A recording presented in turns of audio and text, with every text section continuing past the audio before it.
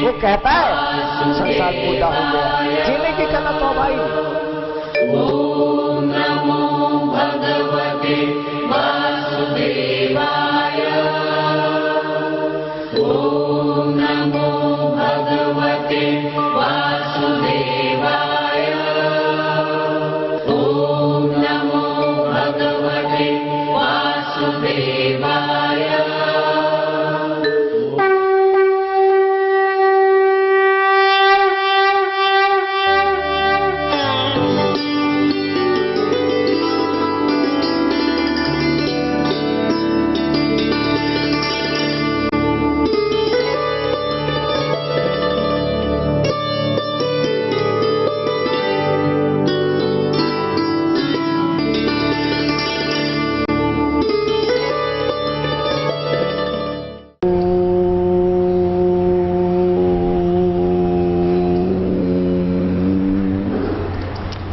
भगवान का नाम लेंगे।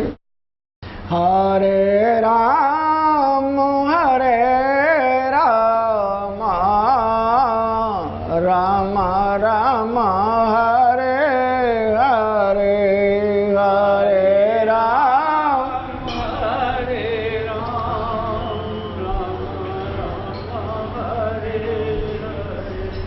हरे कृष्ण कृष्ण कृष्ण हरे हरे, हरे कृष्ण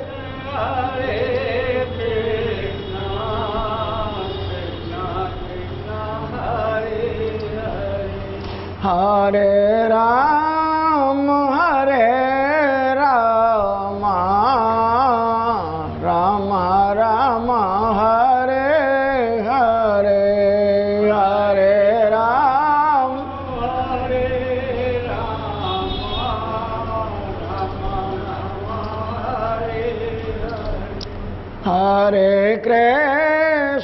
हरे कृष्ण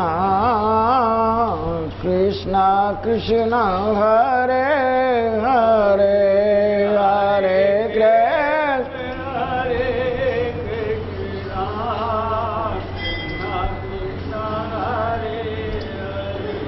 हरे राम राम राम हरे हरे, हरे राम हरे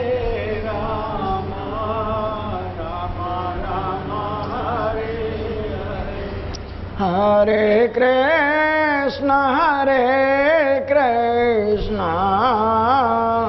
कृष्ण कृष्ण हरे हरे, हरे कृष्ण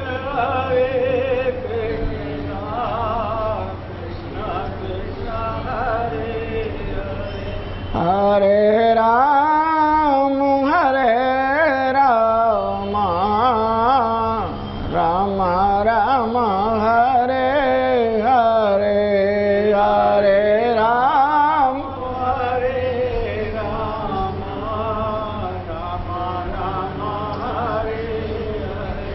बोलो सत्यानंद घन भगवान की जय, आनंद कंद भगवान की जय, अपने अपने गुरुदेव भगवान की जय। देखो राम की चर्चा करते हैं, वास्तव में केवल इस जगत में राम है, और राम से भिन्न जो भी कुछ दिखता है वो सब झूठ है।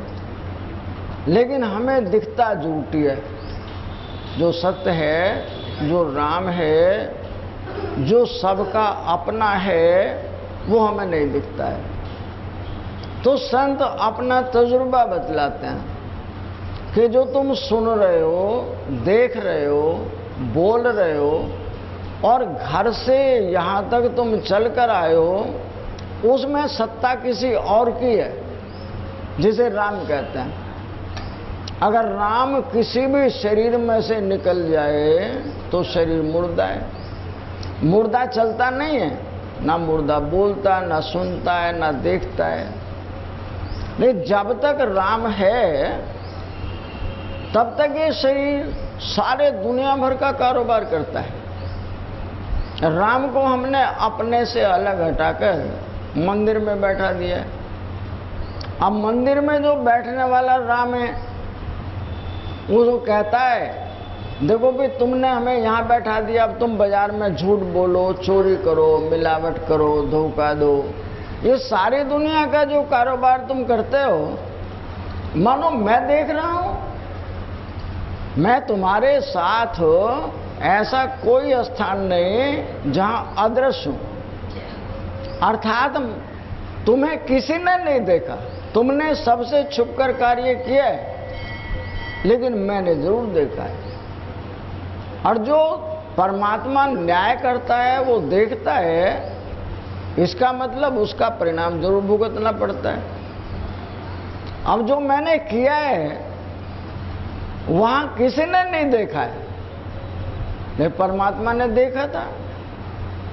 इसीलिए परमात्मा के देखने के अनुसार, हमारे किए हुए कर्मों के फल के अनुसार ठोकर लग जाती है, बीमारी आ जाती है, जेब कट जाती है। जो मेरे अपने पराये थे नाराज हो जाते हैं, घर में कलेश आ जाता है, झगड़ा फिसाद हो जाती है, मुकदमेबाजी हो जाती है। किसने की थी? आप ये समझते हो कि हम झगड़ा करते हैं या कोई आदमी दूसरा तुम्हारे साथ में एक्सीडेंट करना चाहता है? ऐसा नहीं है, बल्कि जो मैंने कल किया था उसका परिणाम है ये। जो खेत मैंने कल बोया था वो फसल आज तैयार है।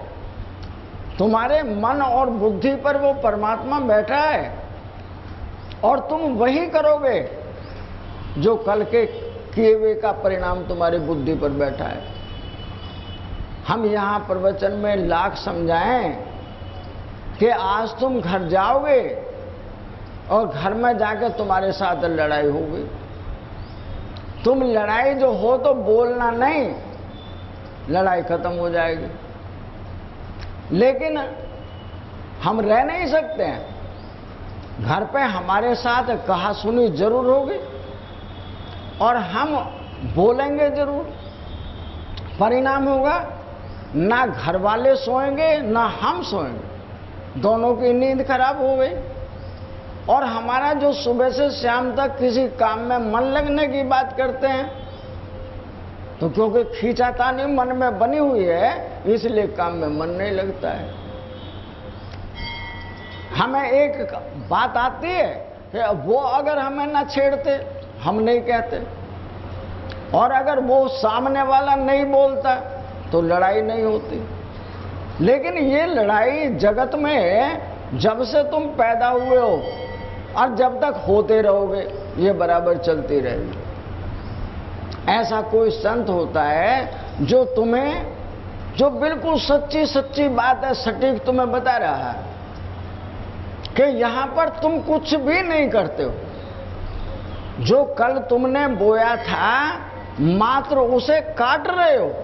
पति इसीलिए मिला, पत्नी इसीलिए मिली, घर बार मिला, बच्चे मिले, रिश्ते नाते मिले, संबंध मिले, आज के करे हुए नहीं है। ये कल के करे हुए का फल है। और जो मैं आज करता हूं वो परमात्मा मेरी बुद्धि पर बैठा है, मैं कुछ नहीं करता। वो कल के करे हुए के अनुसार मेरी बुद्धि पर प्रहार करता है और मेरा मन और बुद्धि वही काम करता है। मैं समझता हूं मैं मंदिर गया था, मैं समझता हूं मैं किसी तीर्थ स्थान में गया था, मैं किन्हीं अपने घर वालों और पराये वालों से मिलने के लिए गया था। सच ये नहीं है। जो कल के किए हुए का परिणाम है वो बुद्धि आज तुम्हें कह रही है मंदिर में जाओ। आज भगवान की कथा सुनना। कथा क्या कहती है कि जो कुछ तुमने अब तक किया है वो सब पराया है। जो पराया होता है वो बट जाता है, वो छिन जाता है, वो ठग जाता है। और कल मैं नहीं रहूंगा, वो सब सामान मेरे द्वारा इकट्ठा करा हुआ यही रह जाता है। ले संत जगाकर कहता है तुम्हारा अपना कितना है जितने को तुम लेके जा सकते हो, जितना तुमने संग्रह किया है, जो कुछ जोड़ा है, उस सब में तुम अपने आप को बांधे हुए हो। जो बंधन है वो तुम्हारे रोने का कारण है। कोई कहता मेरे सिर में दर्द है, कोई कहता मेरे घुटने में दर्द है, कोई कहता मेरी कमर में दर्द है, कोई कहता बहू सामने लड़ती है, झगड़ा करती है, कोई कहता बेटा ही नहीं लायक है। यानी हम सब दूसरों पर दोष आरोपित करते हैं, अपने दोष को कोई नहीं देखता। हम बिल्कुल अच्छे हैं। विचार करके देखो, कल अगर तुमने ये अच्छे बुरे कर्म नहीं किए होते तो ये आज जो मैं फल काट रहा हूं, रोज रो रो कर जी रहा हूं। क्यों? परमात्मा कहता है मैंने तो किसी को बीमार किया ही नहीं। तुम्हारे घुटने में दर्द नहीं, पेट में दर्द नहीं, कमर में दर्द नहीं, कोई झगड़ा, कोई फिसाद नहीं। हम महाराज जी कैसी बात कह रहे हैं, हमारे पैरों से चला नहीं जाता है। अरे हम सही कह रहे हैं, तुम्हारे पैर है ही नहीं। मेरे कल के करे हुए फल के अनुसार ये शरीर मिला है, और जो शरीर मिला है उसके अनुरूप मैं चल रहा हूं, अच्छे बुरे पदार्थों को खा रहा हूं, दुनियादारी से लड़ाई झगड़ा कलेश कर रहा हूं। परमात्मा कहता है मैंने तुम्हें इसलिए नहीं भेजा था, ये मनुष्य का तन है, और इस मनुष्य तन को हमारे जितने भी देवी देवता थे, जितने भी हमारे भगवान थे, बड़े दुर्लभता से मिला है। आप विचार करके देखो, ये पेड़ है ना, ये मैं हूं। ये गाय, कुत्ता, बैल, भैंस, मच्छर, मकड़ी, या जितने ग्रह, नक्षत्र, तारे, ये चांद, सूर्य, ये जितने भी सृष्टि में आकार दिखते हैं वो परमात्मा है। लेकिन हमें परमात्मा नहीं दिखता है, हमें सामने अपना दुश्मन दिखता है। ये सांप है, मुझे खा जाएगा। सांप नहीं खा सकता किसी को, सांप की सामर्थ्य कहां है काटने की? वो खुद हमसे डरता है, हम उससे डरते हैं। लेकिन संत एक ऐसा है, ना वो सांप से डरता है ना सांप उससे डरता है। क्यों? उनकी दृष्टि प्रेम की है। उस प्रेम की दृष्टि में कोई बीमार नहीं होता है, उस प्रेम की दृष्टि में किसी को कोई चोट नहीं लगती है, कोई मुकदमेबाजी, कोई झगड़ा फिसाद हो, कोई मेरे शारीरिक हो, मानसिक रोग नहीं होते हैं। और संत हमें इसको जगाने के लिए आते हैं कि तुम बीमार नहीं हो, तुम अपने आप से, अपने परमात्मा को अपने से दूर करने की वजह से बीमार। और परमात्मा तुम्हारे साथ हर घड़ी बना रहे, तुम कभी बीमार नहीं हो सकते।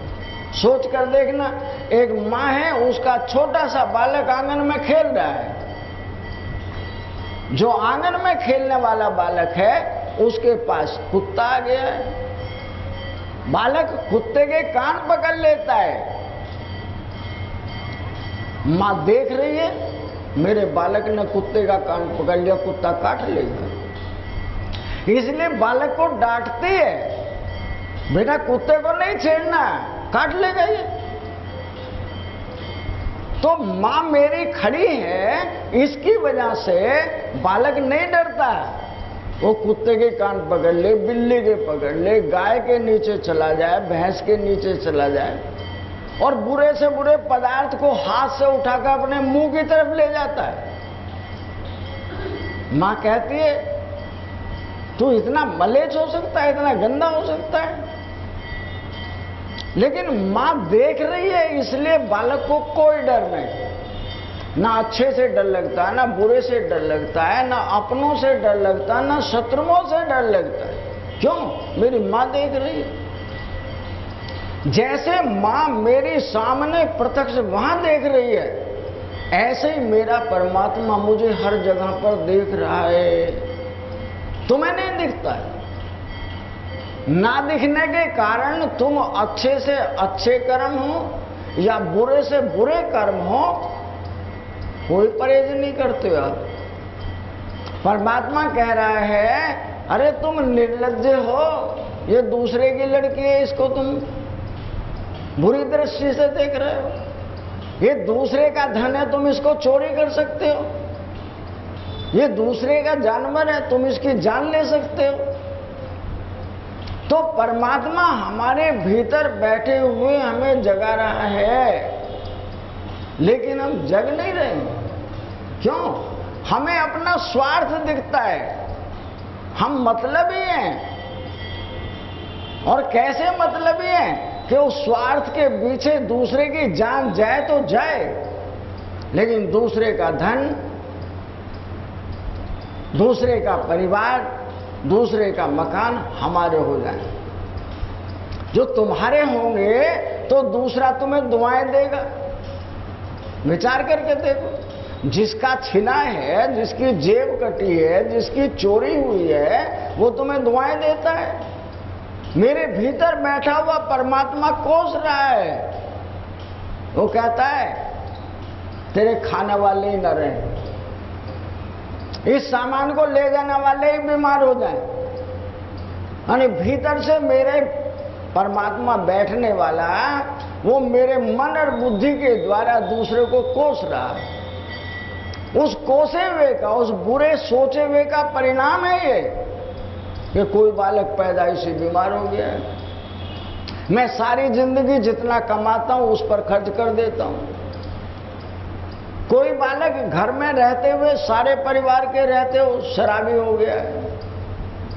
मैं तो सोचता हूं ये बालक पढ़ जाएगा, लिख जाएगा, कहीं जाकर अपने कमा कर खा लेगा।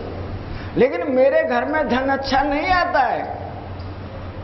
उस अच्छे घर के ना आने के कारण, क्योंकि वहां जब मैं धन कमा रहा था, मेरी मां ने नहीं देखा, मैंने सबसे छुपकर काम किया था। लेकिन परमात्मा से तुम नहीं छुप सकते हो।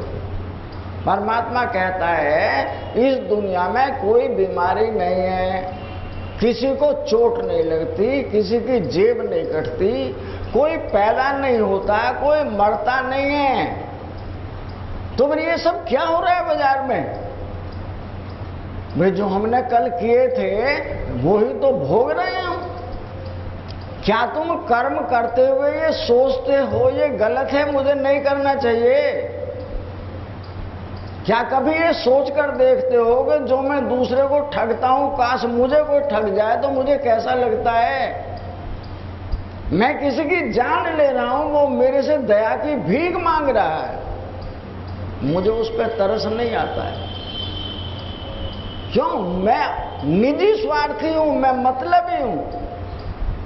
लेकिन उस मतलब के द्वारा तुम कितना खा सकते हो, कितना पहन सकते हो, और कितना यहां से लेके जा सकते हो। यानी यहां का सामान परमात्मा कहता है मैंने तुम्हें इस बाजार में भेजा है, बाजार लगा हुआ है, जितना मर्जी खाओ, जितना मर्जी खर्चो, ये तुम्हारे लिए है।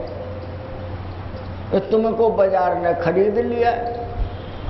क्या विचित्र बात है।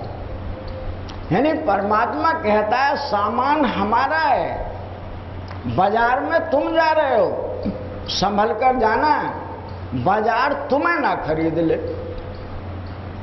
तुम बाजार के सब सामान को भोगना, हमने तुम्हें दिया है, लेकिन बाजार के सामान के हाथों तुम बिक मत जाना।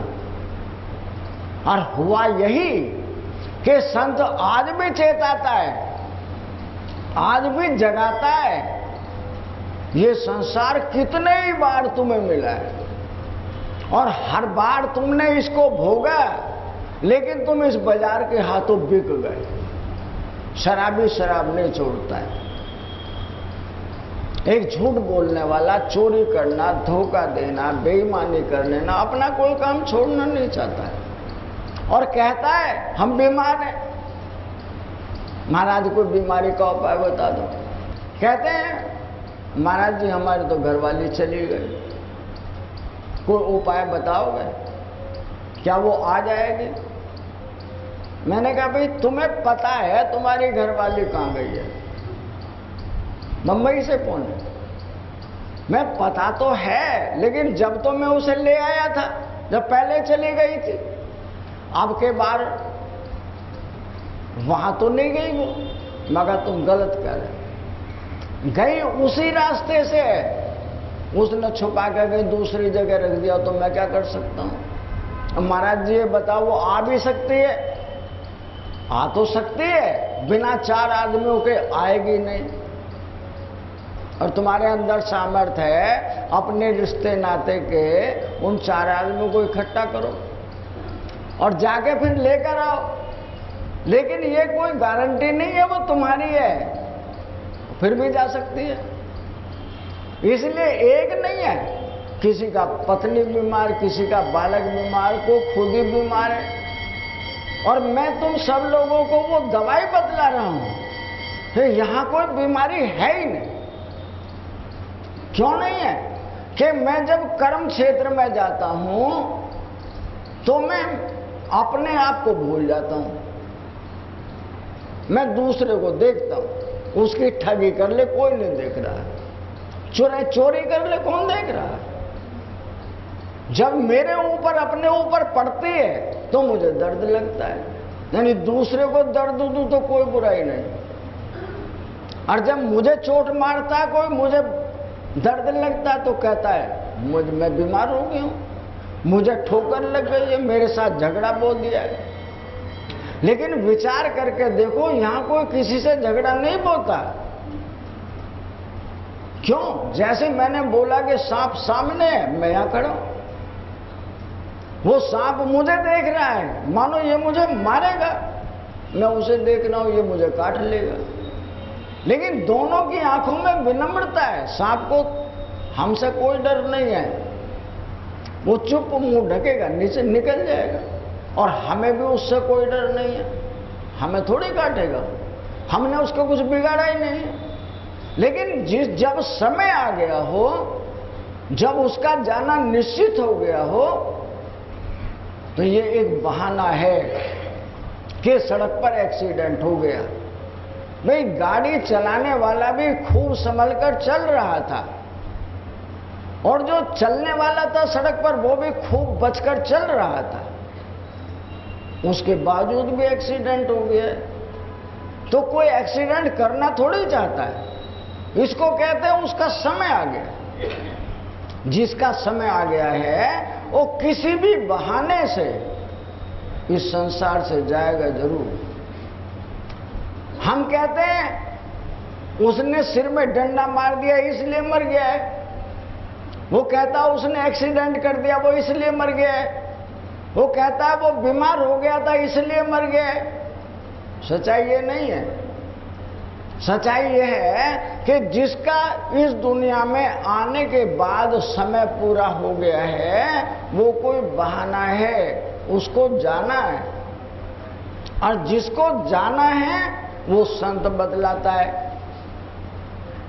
वो कहता है जिसका सामान है उसको पहले सौंप दो, तुम्हें जाना नहीं पड़ेगा। यानी विचार करके देखो, जो ये घर है, पत्नी है, बच्चे हैं, परिवार है, धन दौलत है, या मेरे रिश्ते नाते संबंध हैं, ये सब के सब मिले हुए हैं। और जो मिली हुई चीज होती है लौटानी पड़ती है। लेकिन जिसका सामान है वो अपने सामान को तुम राजी में लौटाओ तो बहुत अच्छी बात है, अन्यथा उसको छीनना आता है। मेरी बात को जो शब्द बोल रहा हूं जरा रहस्य भरे हुए हैं। यानी जो इतना बलवान है कि जिसका जो सामान है उसने जब दिया था तब भी खुश था, लेकिन तुमने उसके सामान को राजी में लौटाया नहीं। कहता ये हमारे बालक ने छोड़ के चले जाए, यह हमारा घर है, ये रुपया पैसा, ये रिश्ते नाते हैं, लोग हमारी इतनी तारीफ करते हैं, हम इनको छोड़ना नहीं चाहते। हमारा परमात्मा कहता है तुम्हारा समय पूरा हो गया, यहां से जाना पड़ेगा। तुम राजी में नहीं जाओगे हमें ले जाना आता है। सारा परिवार खड़ा रहे, रिश्ते नाते संबंधी खड़े रहें, वो यमराज तुम्हारे गर्दन पे जाके, गले में जाके बैठ जाता है। वो कहता है यहां से चल, और वो कहता है थोड़ा सा समय और दे दो, कि इतना जीवन बीत गया है, अभी तुम्हारा थोड़ा सा समय और बाकी पूरा नहीं हुआ है। मानो हमारा समय पूरा हो गया है, तुम्हारे यहां से जाने का वक्त आ गया है, तुम्हें जाना ही पड़ेगा। वे तुम्हारे अपने जितने खड़े हैं, तुम्हारी कोई मदद नहीं कर सकते। तो जिसका सामान है उसको अपना छीनना आता है। और संत कहता है जो चीज पराई है, तुम किसी से 10,000 रुपये उधार मांग लाए, बढ़िया बात तो ये है उसके बिना मांगे उसके घर पहुंचा दो तुम, ये तो अच्छी बात है, आगे वाला कहेगा ही नहीं। दूसरी स्थिति आती है, आगे वाला कहता भैया हमें जरूरत है, हमारा काम कब तक बन जाएगा।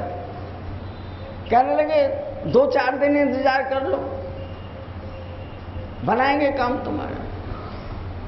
वो 2-4 दिन में नहीं सुनता है, तो फिर कहता है भाई देखो हम तुम्हारे कहने के अनुसार 10 दिन बाद आए हैं, हमारा काम न भाई, हम प्रयास तो कर रहे हैं, अभी सफलता नहीं मिली है, कब तक मिल जाएगी। यानी देने तो पड़ेंगे, लेकिन दूसरे को देने वाले को भी मजबूर कर दिया है, और अपने आप खुद भी इस बात के कहते कहते कि आज कल दे देंगे, इसका मतलब है कल नहीं मिलेंगे। जो एक बार तंग कर देता है वो दोबारा उधार लेने का अधिकार नहीं रखता है। ऐसे वो मेरा परमात्मा है, उसने मेहरबानी करके हम पर बहुत बड़ी दया की है, एक मनुष्य तन दिया है।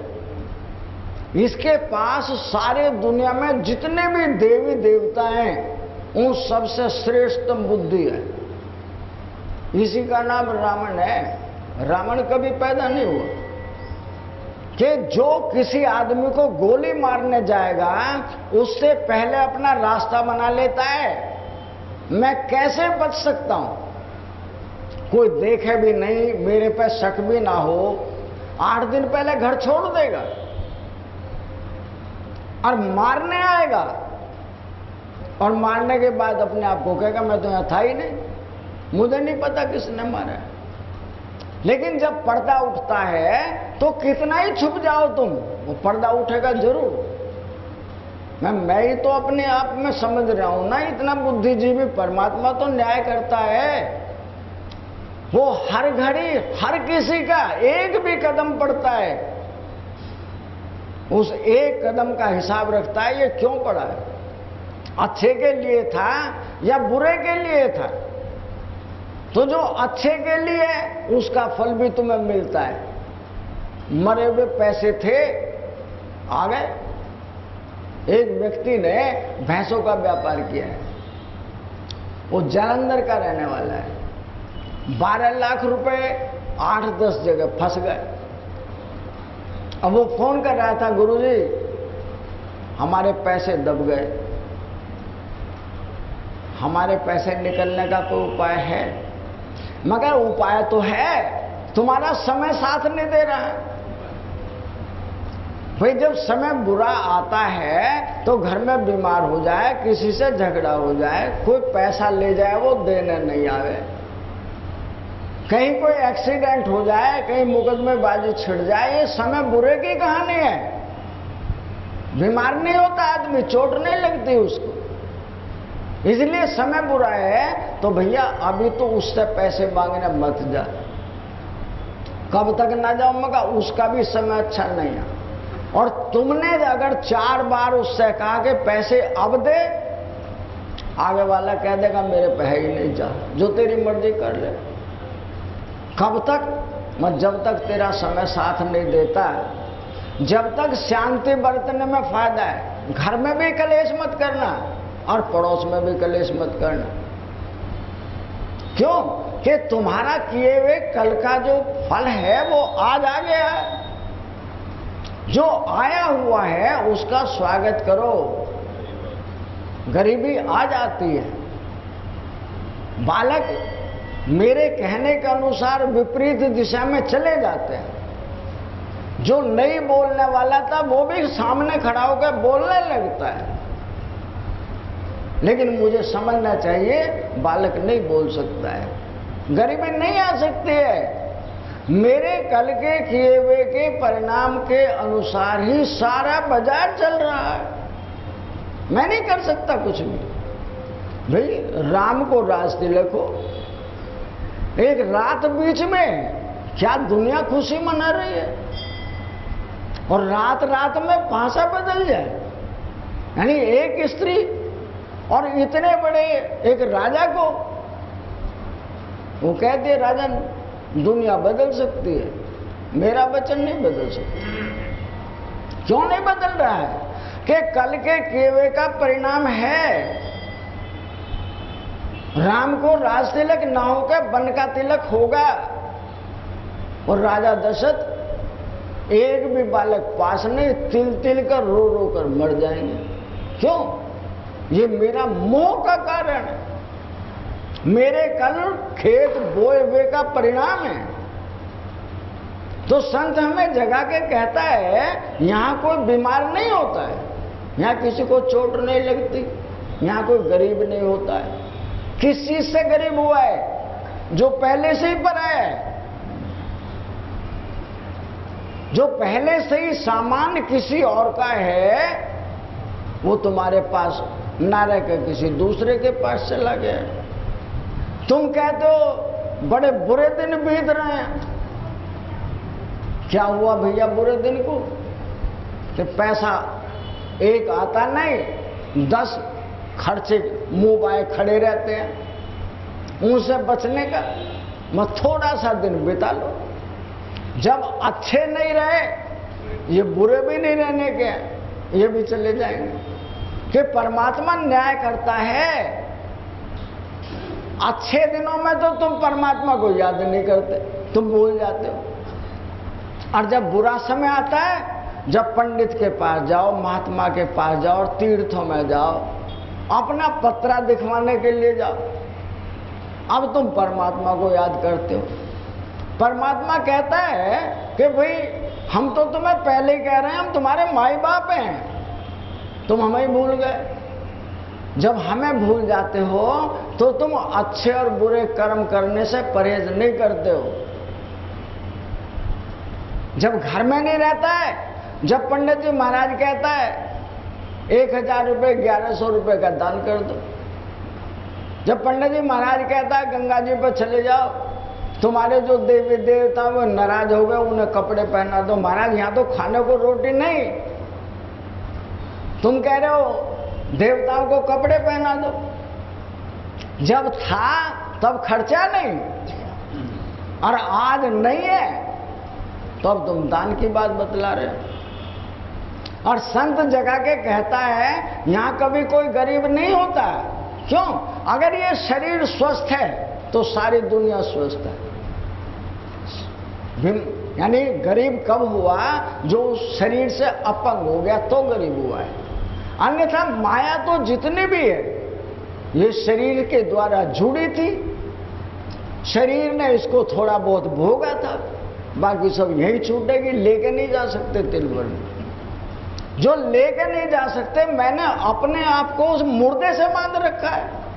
विचार करके देखो, मैं जितना इस माया से बंधा हूं उसका 1%, आधा % मान लो मैं अपनी मां से जुड़ जाऊं।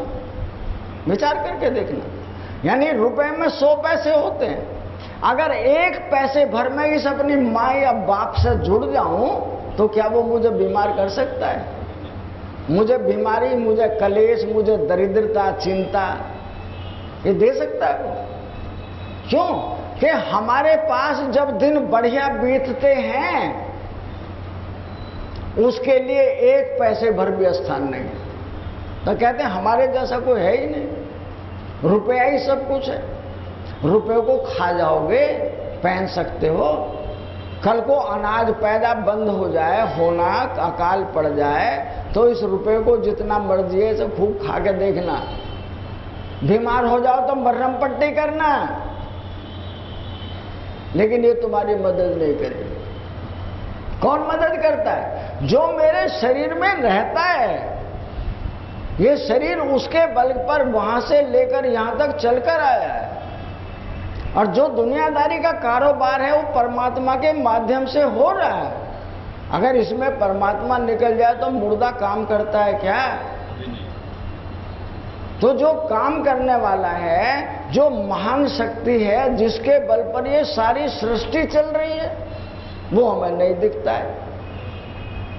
और जो दिखने वाला है वो पहले से मुर्दा है, दूसरे की सहायता से चलने वाला कोई जीवन थोड़ी है।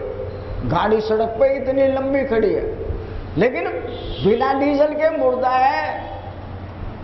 उसके प्राण डीजल हैं जिसकी वजह से चल रही है। डीजल नहीं मिलेगा तो गाड़ी खड़ी है, बीमार है। ऐसे ही ये सारी मशीनरी शरीर की पूरी वो परमात्मा देखने में नहीं आता है, लेकिन ये शरीर परमात्मा की छाया है।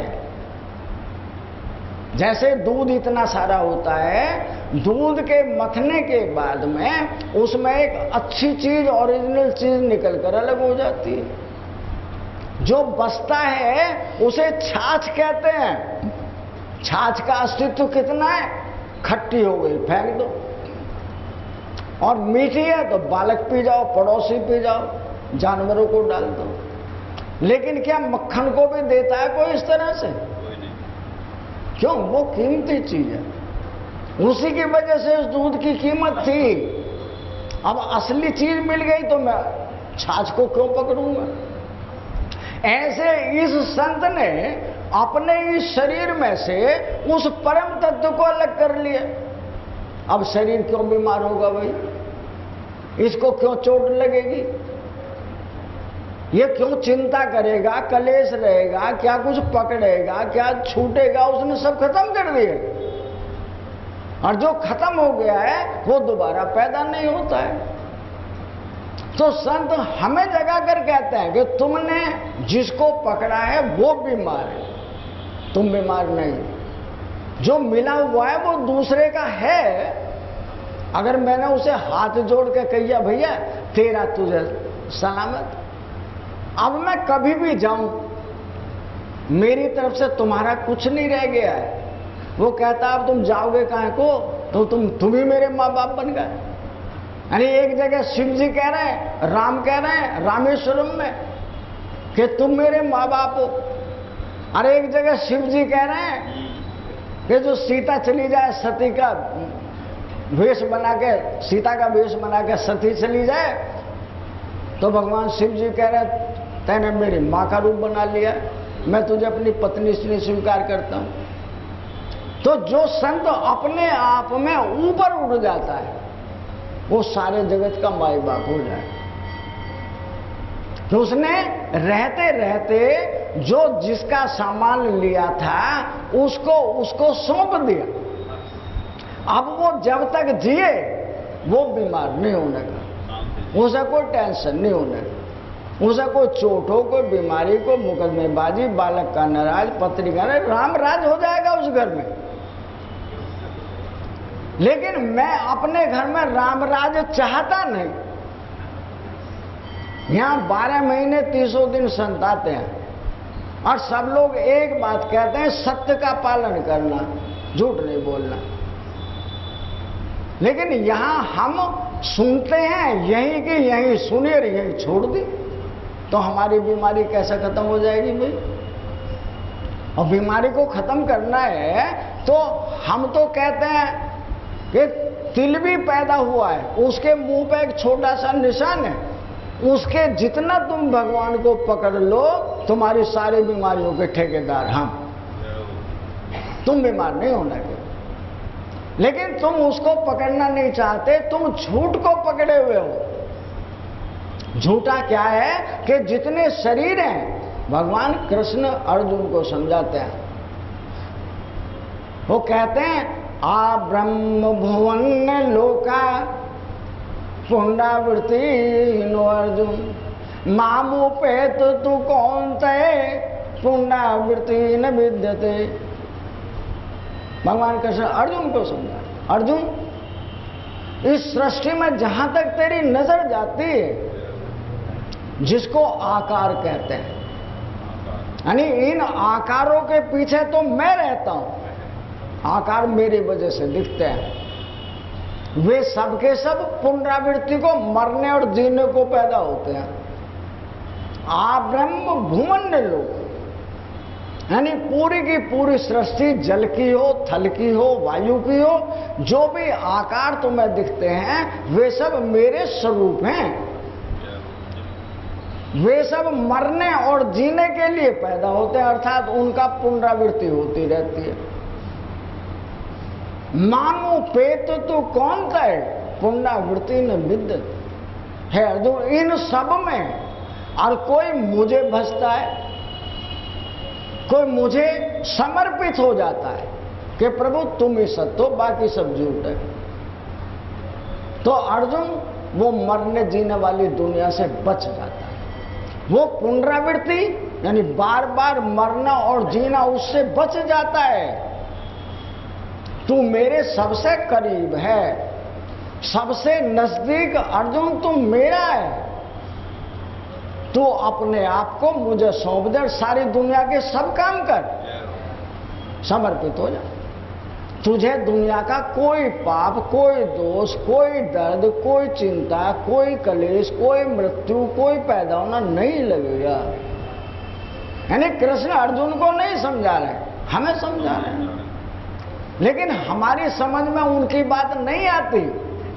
हमें बेटे वाली, पोते वाली, पड़ोते वाली, घर वाली, रिश्ते नाते वाली, मान अपमान वाली बात समझ आती है, जो झूठी है। झूठ ने दर्द दिया है, झूठ से बीमार हो, झूठ ने चिंता और कलेश दिए, झूठ तुम्हें ले लेकर रोज मरता रहेगा, रोज पैदा होता रहेगा, लेकिन तुम्हारे दर्द कोई नहीं भगा सकता है। लेकिन ये संत तुम्हारी बीमारियों को जलाने के लिए आया है। अगर तुम अपने आप को जगाना चाहते हो तो थोड़ा सा प्रसाद हमसे ले जाओ। हम तुम्हें गुरु दीक्षा नहीं दे रहे हैं, गुरु तो तुमने जिसको बनाया उसको बनाए रखना, लेकिन जो झूठ पकड़ रखा है उसमें से तिल भर हमारे पल्ले में डाल देना, तुम सुखी हो जाना। लेकिन तुम ऐसा करोगे नहीं, क्योंकि ये सब कुछ पूरा का पूरा जितना भी परमात्मा का ये पटारा है, ये मेरे मन और बुद्धि ने पकड़ रखा है। और मन और बुद्धि बड़े सूक्ष्म हैं, तुम्हारे देखने में नहीं आने के हैं। यानी जितने इंद्रियों के सुख हैं, जितने सांसारिक सुख हैं, जितने भोगों के स्वाद हैं, शरीर में इंद्रियों को कभी नहीं होते हैं, मेरे मन और बुद्धि को ही होते हैं। और मेरा मन और बुद्धि अगर जितना इस संसार की तरफ जाता है, थोड़ा सा उस परमात्मा की तरफ चला जाए, जो परमात्मा की तरफ वो थोड़ा सा गया है, वो तुम्हें अमृत पिलाएगा धीरे धीरे करके। चाहे एक के बदले में 2 जन्म हो जाएं, 4 जन्म हो जाएं, लेकिन जब तक तुम्हें अपना ले लेगा तब तक वो छोड़ेगा नहीं। लेकिन हम उसको पकड़ना नहीं चाहते। क्यों? वो पहले छीनता है, पहले लेगा फिर सारा तुम्हें दे देगा। यानी पहले कहता है तुम मुझे समर्पित, अर्थात ये सारा जगत, सारा धन दौलत सब मेरे। और जिस दिन तुम उस प्रसाद को पा गए, उस परम तत्व को जान गए, तो परम तत्व कहता है ये सारा जगत मैंने तुझे लौटा दिया, जैसे मैं भोग रहा हूं तू भी भोग इसे। अब तुम संसार के राजा हो गए। तो जो संसार का राजा हुआ है उसे भोगना नहीं आता। क्यों? वो महाकंजूस हो गया। एक तन ढकने के लिए पहनता महात्मा, बताओ वो महल बनाएगा, वो आश्रम और कोठी बनाएगा, मंदिर गौशाला बनाएगा, अस्पताल बनाएगा, क्यों जरूरत है उसे बंधने की? भाई बंधन को ही तो छोड़ के चला था।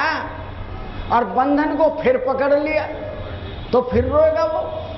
इसलिए वो सब छोड़ के चलता है। संत भगवान कहता है ये सब कुछ मुझे समर्पित कर दे, तू आजाद हो जा। माँ अपने बालक को कहती है जा खेल, मैं देख रही हूं तुझे। जब तक माँ का बच्चा माँ के सामने खेल रहा है, माँ देख रही है, तब तक उसे दर्द नहीं हो सकता, उसे चोट नहीं लगे, वो बीमार नहीं हो। माँ की नजर फिरी नहीं, बालक कहता माँ हमारी शादी हो गई है, अब अपनी मेहरबानी तो हमसे हटा ले, अब हम अपनी मर्जी करने दे। तो बेटा तू बीमार हो जाएगा। अरे क्यों सारी दुनिया की बीमारियों को मोल लेना चाहता है? तो माँ सारी दुनिया ही बीमार है। अब माँ की आंखों पे पर्दा डाल दिया, और जो माँ कुछ कहे तो उसके सामने खड़ो के तू भी बाल बच्चों वाली थी, अब हमारे बच्चे हो गए, हम भी अपनों को परवरिश करें। भाई तू अपने को परवरिश करेगा, तुझे रोना पड़ेगा। मैं भी रोई थी, तू भी रोता रही। इसलिए माँ की मेहरबानी हटने से बीमारी आई। माँ को मंदिर में बैठा दिया, मैं बाजार में चला गया। अगर मैं बाजार में भी उस माँ को देखूं कि मेरा परमात्मा मुझे देख रहा है, मेरे परमात्मा ने मेरे ऊपर मेहरबानी की हुई है कि मुझे कोई गलत काम नहीं करने देता है, मुझे कुसंग में नहीं जाने देता है, मुझे किसी के साथ में कम तोलना, झूठ बोलना, मिलावट करना, धोखाधड़ी करना, उन सबसे बचाता है। उसे तिल भर पकड़ने से कितना मेहरबान हो गया है कि जब आदमी कोई गलत काम करता है उसके भीतर डर बना रहता है, और जब कोई अच्छा काम करता है बड़े सिरा तान के चलता है। अच्छा काम होता है परमात्मा के लिए, और जो बुरा किया है वो मेरे अपने लिए। मेरी टांग टूट गई, वो कहते हैं पंडित जी हमारी तो टांग ही टूट गई। मैं तुमने किसी की तोड़ी होगी, आज टूट गई तो दर्द हो रहा है। मैंने अपनी जान में कभी किसी को नहीं तोड़ी, भैया टूटी जरूर है, ये दर्द वैसे नहीं मिला। मुझे जितने दर्द हैं जो मैंने दूसरों को दिए हैं वे लौट के मेरे पास आ गए। भगवान कहता है कि मस्जिद में जाके कान पकड़ के ये कहना अल्लाह की तौबा, इतने से काम नहीं चलेगा। काम इतने से चलेगा, अगर तौबा की है तो कल को गलत काम नहीं करेगा, कल का भाग्य बदल जाएगा।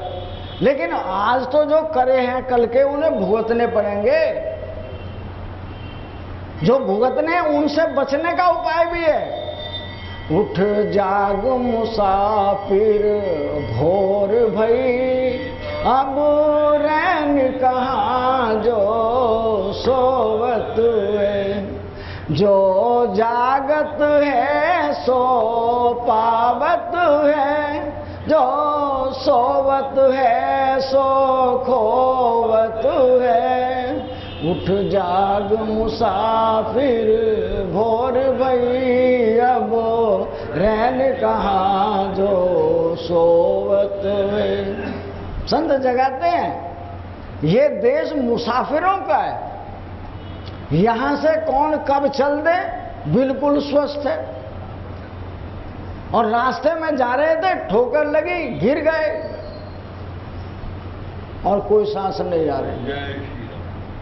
उसे कह रहे हैं कहां से आया है, कौन है, क्या हुआ, इसको क्या अटैक हो गया? अटैक नहीं, उसका बुलावा आ गया। जिसका दिया हुआ था उसने अपना राह चलते छीन लिया। तो वो संत जगाकर कहता उठ जाग मुसाफिर भोर में। हम इस जगत में सब मुसाफिर हैं, और जो संत तुम्हें बता दे तो समझ लेना प्रातःकाल आज ही हुआ है। अब तो जग जाना चाहिए ना भाई। ये मेरे आंखों पे अंधेरा कब तक रहेगा? उस माया को हटाने का एक सूत्र है कि तुम्हारा अपना नहीं है, ये सब माल हमारा है। हमने तुम्हें भोगने के लिए दिया है, जितना मर्जी भोगना, पर हमारे सामान को अपना मत कहना।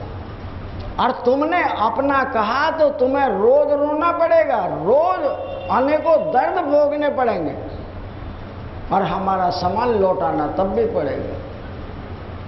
अगर तुम्हें लौटाना नहीं आता है तो हमें छीनना आता है। तो संत अगर जगाए तो समझना चाहिए प्रातःकाल उठ जाग मुसाफिर भोर में। जाने वाले मुसाफिर गहरी नींद में मत सो, ये प्लेटफार्म खाली करना पड़ता है। जो आया है उसको यहां से जाना पड़ता है, और जो जाने वाला मुसाफिर होता है वो सामान को बढ़ाता नहीं, वो सामान को थोड़ा कर लेता है। और जैसे ही समय आता है कि मेरी ट्रेन का समय हो गया है, सामान मेरे साथ जाए या ना जाए लेकिन मुझे जरूर जाना पड़ता है। तो संत जगाए भी, और फिर भी मैं ये समझता हूं अभी किसने देखा है, जी रहे हैं जब तक, किसी ने नहीं देखा है, लेकिन परमात्मा ने देखा है। वो कहता है उठ जाग मुसाफिर भोर भई, अब रैन कहाँ जो सोए। रात्रि नहीं है, कब तक सोता रहेगा? रे बचपन चला गया, जवानी चली गई, बुढ़ापा भी जा रहा है। कान नहीं रहे, आंखें नहीं रही, दांत नहीं रहे, शरीर ने काम करना छोड़ दिया। मैं अभी भी समझ रहा हूं। और का मतलब जब जाओगे, जब घर में डंडे पड़ेंगे, जाना तो पड़ेगा। अपमानित होकर जाओगे तो क्या जाना थोड़े। जो जागत है सो पावत है, जो सोवत है सो खोवत है। जो जागता है उसे ये पता है कि मेरा समय आ गया, मुझे यहां से जाना भैया, अब मेरे से मोह मोहब्बत अपनी कम कर दो। कब तक याद करोगे? इसलिए तुम्हारा रास्ता यही है, जहां तुम जा रहे हो। मेरा रास्ता दूसरी जगह पर, अर्थात मुझे अगले घर जाना है। जिस घर जाऊंगा उस घर का भी तो कुछ पता होना चाहिए ना। लेकिन मैं उसको बिल्कुल ही भूल गया, और संत जगाने के लिए आया। टूक नींद से अखियां खोल जरा, और अपने प्रभु से ध्यान लगा। टूक नींद से अखियां खोल जरा, और अपने प्रभु से ध्यान लगा। यह प्रीत करन की रीत नहीं प्रभु, जागत है तू सोवत है। यह प्रीत करन की रीत नहीं प्रभु, जागत है तू सोवत है। उठ जाग मुसाफिर भोर भई, अब रैन कहाँ जो सोवत है। संत जगाता है कि जो प्रेम करने वाला है वो सोता नहीं है। जो जागत है सो पावत है। टुक नींद से अखियां खोल जरा, अचानक अपनी आंखों को खोलकर देख, ये जगत तेरा नहीं है। इस जगत को कहने वाले सारी दुनिया आई थी, मेरा मेरा मेरा छोड़कर चलेगा। अब तेरी भी बारी आने वाली है, इसलिए अपनी आंखें खोलकर देख। तुझे इस संसार रूपी प्लेटफॉर्म से जाना पड़ेगा, और कोई बचाने वाला नहीं मिलेगा। जो बचाने वाले हैं उनसे ये कहें कि इनके बदले में तुम चले जाओ। पत्नी कह रही है तुम मुझे अकेले को छोड़कर चले जाओगे, तो पति कह रहा है मैं बच जाऊंगा, तू चली जा। कि तुम तो जा ही रहे हो, मुझे क्यों ले जाओ। यानी यहां कोई भी किसी का बदला चुका कर राजी नहीं है। मेरा तो कहता है, पर मेरे के बदले में जा नहीं सकता है। एक सजा काटने वाला जेल में पड़ा हुआ, उसमें बीकानेर में सेंट्रल जेल में, उसका एक मित्र मिलने के लिए गया। कहने लगा घर जाए, बहुत दिन हो गए, काश तुम यहाँ एक दिन ठहर जाओ, मैं घर तक खोया हूं। ये मुझे छोड़ देंगे, इनसे मेहरबानी हो जाएगी। कहने मैं मिलने के लिए आया तो इसलिए कि तुम मुझे यहाँ बंद करवा दे।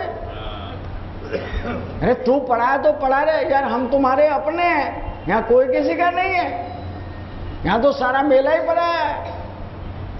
इसलिए वो संत जो अनुभवी है वो जगा कर कहता है, टुक नींद से आंखें खोल जरा और अपने प्रभु से ध्यान कर। मात्र केवल तुम्हारा परमात्मा है, बाकी ये सब कुछ पराया।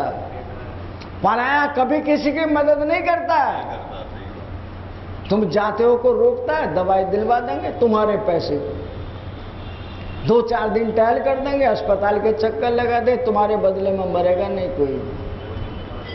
इसलिए वो जगाते हैं कि इस मेले में जो मुसाफिर हैं, कुछ दिन के लिए मेहमान बनकर आए हैं, इसमें जब विपत्ति आती है, मेरे अपने घर के बाहर के पराये मित्र और शत्रु की पहचान होती है।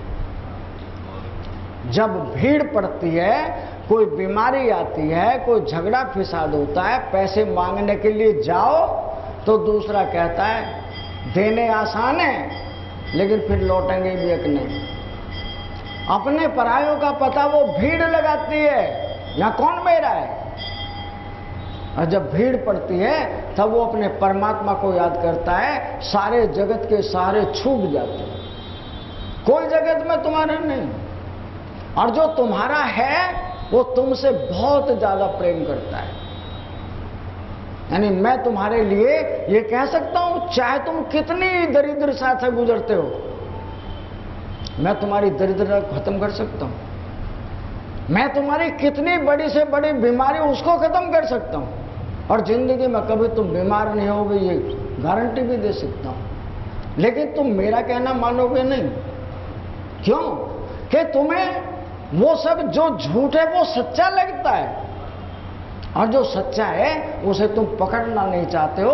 यही दर्द का कारण है, यही बीमारी का कारण है। मुझे बीमार बनाते हैं, मेरों से मैं को अलग नहीं कर सका। अगर मैं अपने आप को इन मेरों से अलग कर जाऊं, जैसे सोते समय नहीं रहता, ना मेरे रहते ना मैं रहता हूं, तो नींद आ जाती है। जीते जी भी ऐसा हो जाता है तो आदमी मुक्त हो जाता है। वो कभी नहीं मरेगा, नहीं कोई बीमारी, कोई चिंता, कोई कलेश, कोई दरिद्रता, कुछ नहीं आएगा। उन सबसे बचने के लिए मैं सत्संग सुनने आता हूं। लेकिन उस सत्संग की बातें जितनी भी हैं, 4 दीवारी तक। जैसे मैं उस बाजार में गया, मुझे वो बाजार ही सच्चा लगता है, ये सब झूठ है।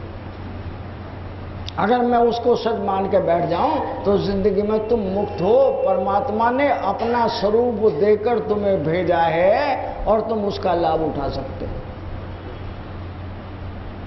जो बातें ऐसी हैं कि हम इस स्टेज पर नहीं बता पा सकते हैं, साधना किए वो माताएं बहनें हों, आप लोग हों, ध्यान के लिए जिस क्रिया के द्वारा आदमी मुक्त होता है, जिस क्रिया के द्वारा मन से संसार छूटता है, तुम एक्स्ट्रा टाइम में हमारे पास आ सकते हो। महिलाएं 5 बजे से 5:30 बजे तक या 40 मिनट के लिए हम रखेंगे, और पुरुष लोग 12 बजे तक।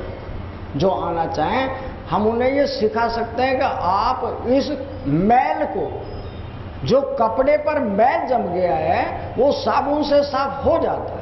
तुम्हारे मन पर मैल जम गया, वो कैसे साफ होगा, उसकी विधि हमारे पास है। 1 मिनट भगवान का नाम लेंगे।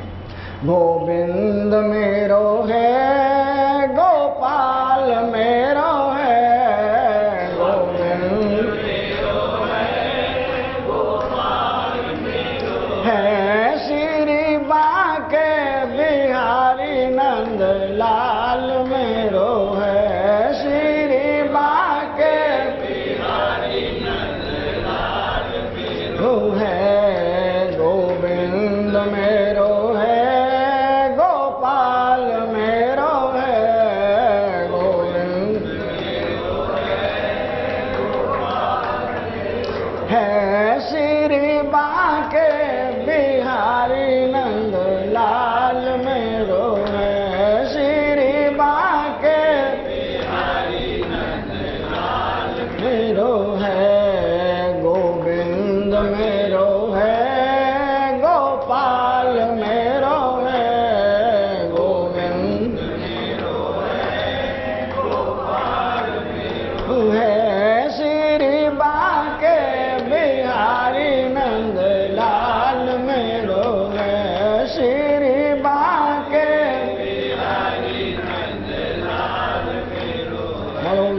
आनंद घन भगवान की जय, आनंद कंद भगवान की जय।